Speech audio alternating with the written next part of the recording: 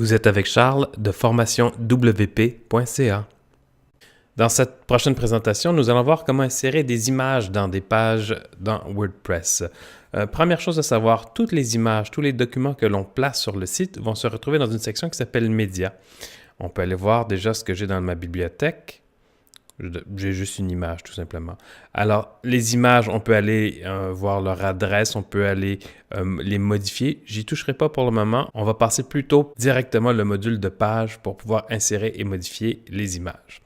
Donc, je vais retourner dans les pages que j'ai déjà. J'ai créé une page un peu plus tôt qui s'appelait Charles Calos. Je vais aller la modifier. La voici. Première chose à faire, c'est insérer le curseur à l'endroit où on veut insérer l'image. Je vais mettre mon curseur ici et je vais cliquer sur le bouton « Ajouter un média ». J'arrive ici, je peux voir ceux que j'ai déjà. J'ai déjà une base ici. Ce n'est pas celle-là que je veux, j'en veux une autre. Je vais donc aller sur « Téléverser des fichiers » et ensuite « Choisir des fichiers » qui m'emmène sur mon ordinateur et je vais ouvrir la DOB 1. J'ouvre, je l'importe. La voici. Première des choses à voir. On me donne l'information ici. On me donne l'adresse web où se trouve cette image. Si je m'amuse à la copier puis ouvrir une nouvelle fenêtre et simplement coller l'adresse, voici l'adresse de ma nouvelle image qui est en ligne, tout simplement.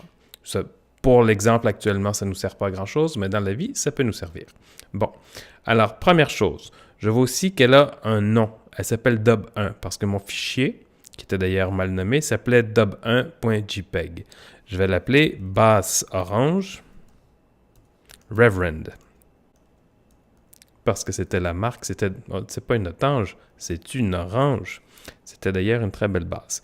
Je peux prendre ce titre-là qui va l'identifier. Ça fait d'ailleurs partie des bases qu'il faut faire pour l'indexation pour que cette image-là soit indexée adéquatement auprès des engins de recherche.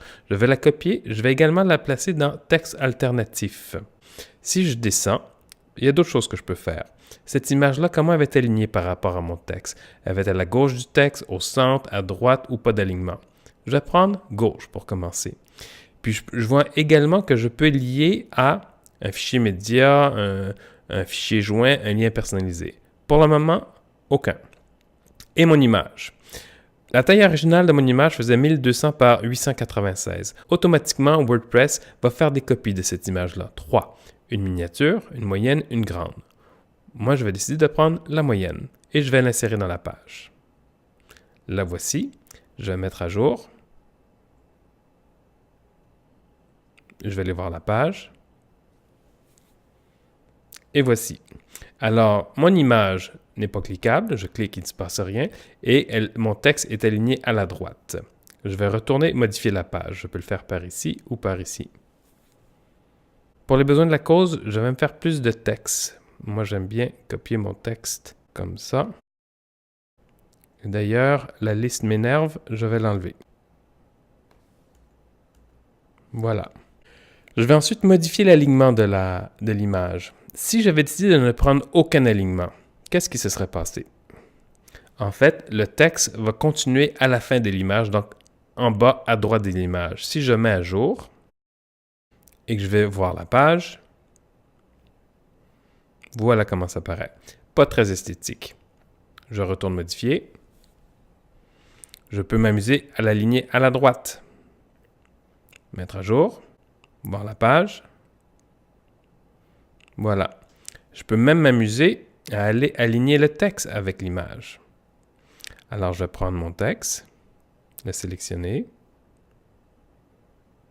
et je vais l'aligner à droite. Je mets à jour. Je vais voir la page. Voilà. Ce que j'aimerais maintenant, c'est pouvoir voir la vraie image. Cliquer pour la voir en gros.